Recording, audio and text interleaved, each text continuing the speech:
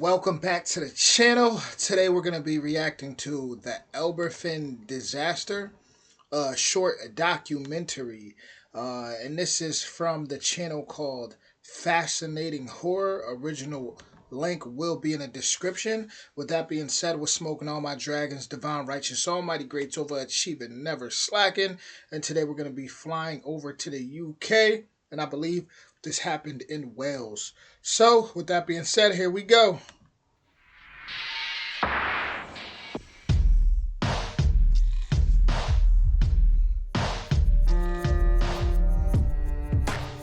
At around 7:30 a.m. on the 21st of October 1966, workers arriving at the site of a coal mine near the village of Aberfan in Wales discovered that one of several spoil heaps on site had shifted during the night.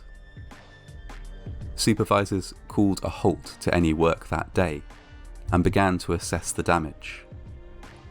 They were still doing so at 9:15 a.m. when a huge amount of material broke away from the heap and flowed downhill in a giant wave, directly towards the village below.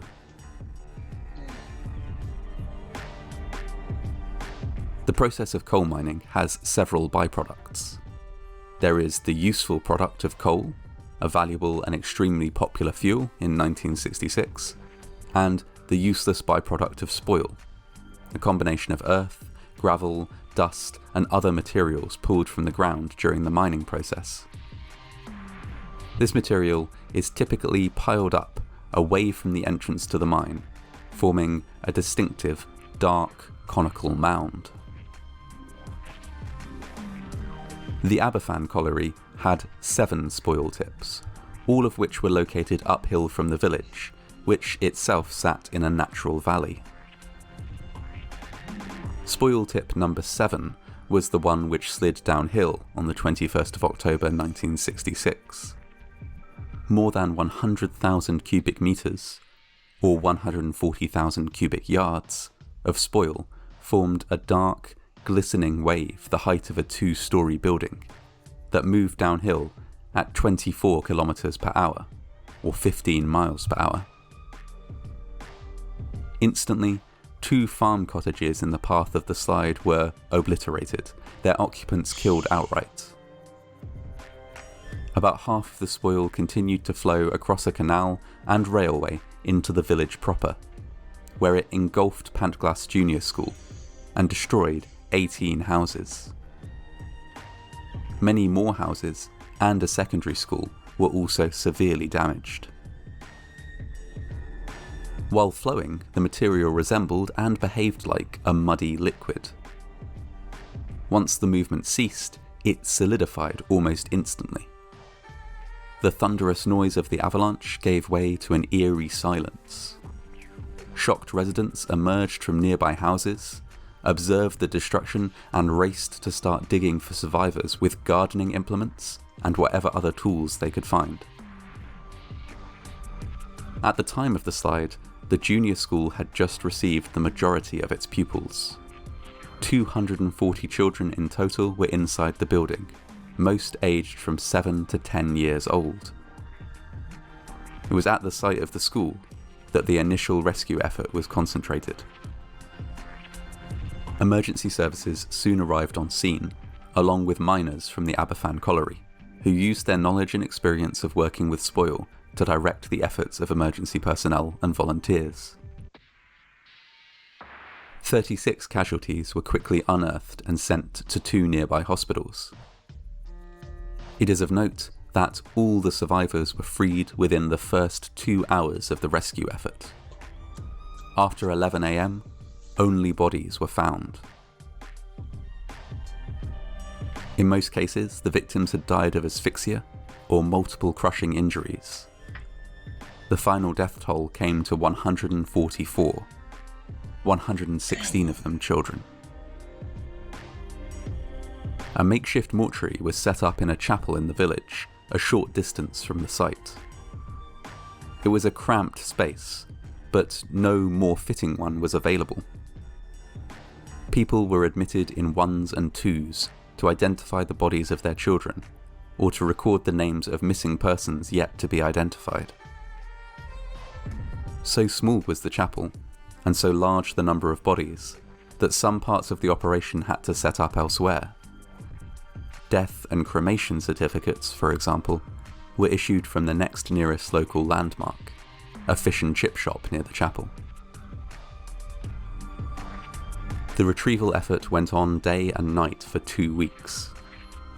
The work of digging through the solidified spoil, already a difficult and dangerous task, was further complicated by a number of factors.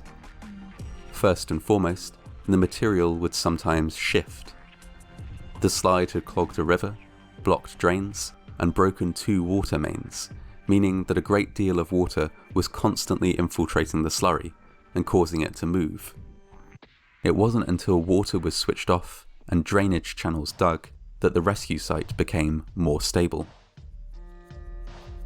Additionally, news coverage of the disaster on the BBC had prompted hundreds of well-meaning volunteers to travel to Aberfan to lend their assistance. Given the complex nature of the site, their presence more often obstructed rescuers than assisted them. Likewise, journalists also descended on the town. While they didn't directly obstruct the rescue effort, there are many reports of great insensitivity on their part.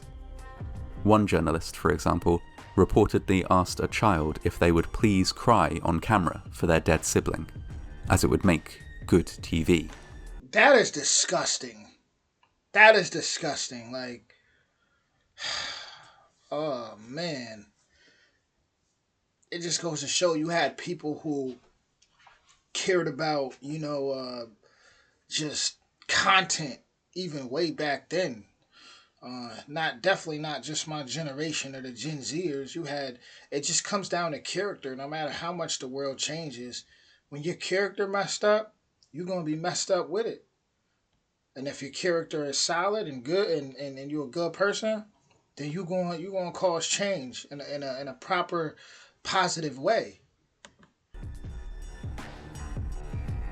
The dead were buried as soon as possible, with a large number being laid to rest at a mass ceremony. 81 children and 1 woman were buried in a collective grave at Bryntaff Cemetery on the 27th of October, with the ceremony attended by tens of thousands. The Queen visited Aberfan a few days later to meet rescuers and pay her respects to the dead. While further funerals took place, thoughts had already turned to an inquiry.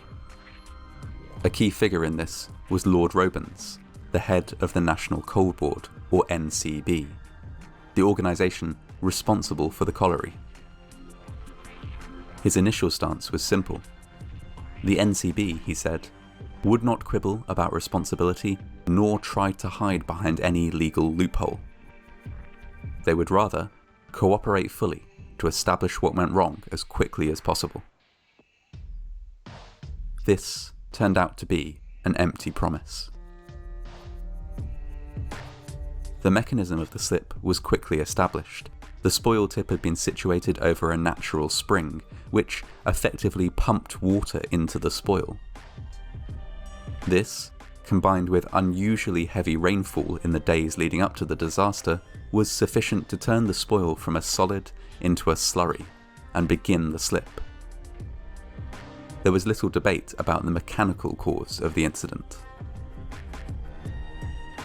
The matter of whether the NCB should have been able to predict that this would happen, however, was rather more complex. Many said they should have known that a slide was inevitable. After all, it had happened before. In November 1944, part of tip number 4 had slipped and rolled down the hillside, stopping just 150 metres or 500 feet from the village. Several minor slides and slippages were also on record.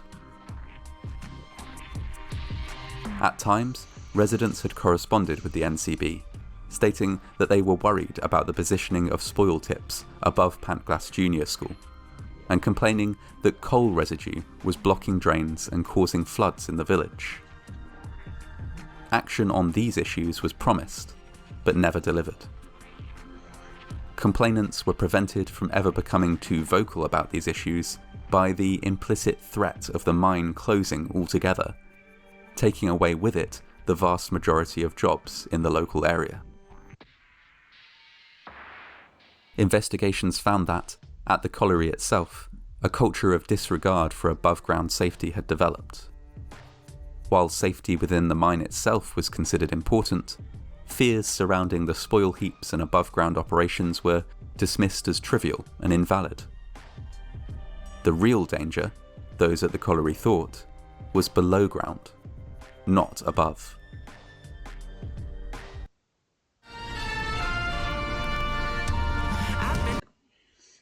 This is insane. A tribunal ran for 76 days over the course of several months, before finally concluding that the blame lay with the NCB.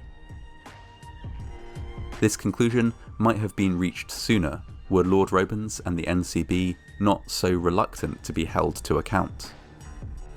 Indeed, the tribunal report stated that much of the time of the tribunal could have been saved if the National Coal Board had not stubbornly resisted every attempt to lay the blame where it so clearly must rest, at their door.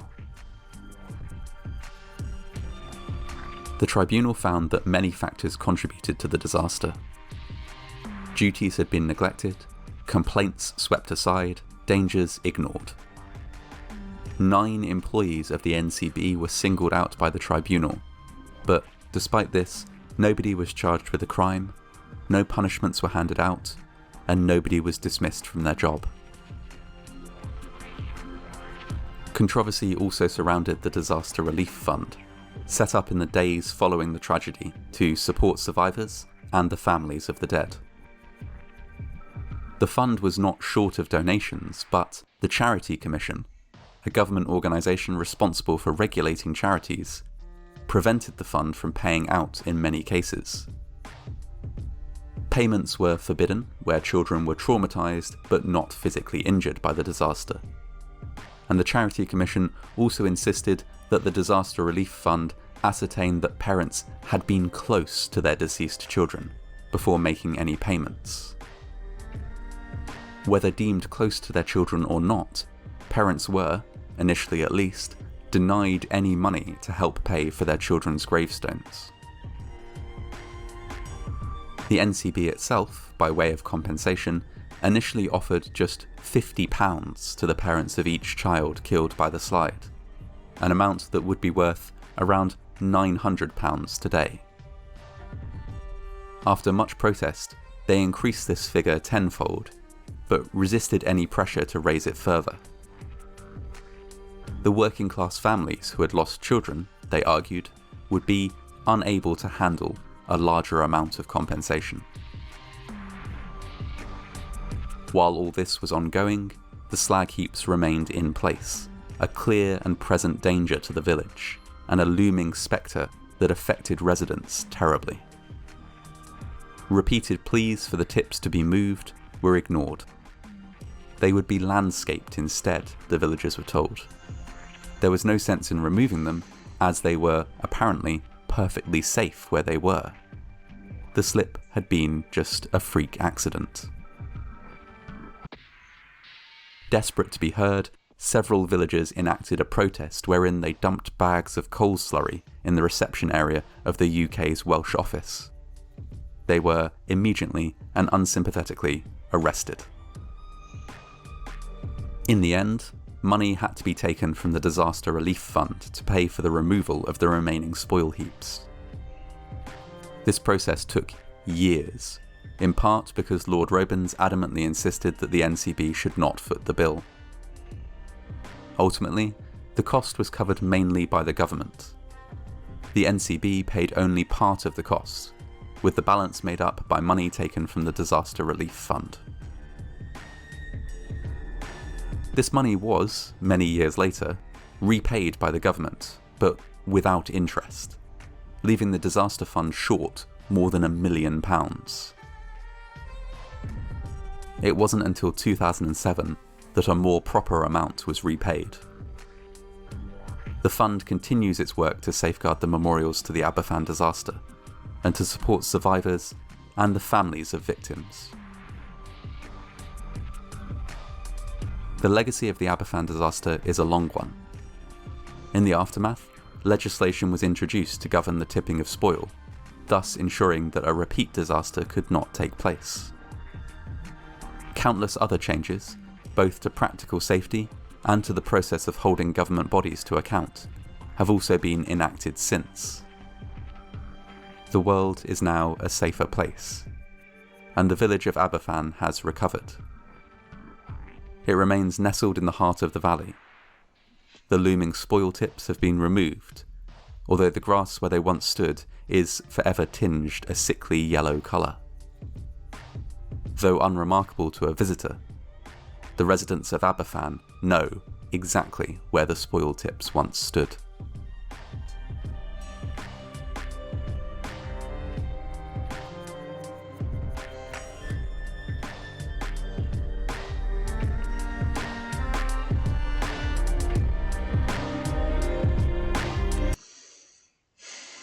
Rest in peace to the people that died in the Aberfan disaster.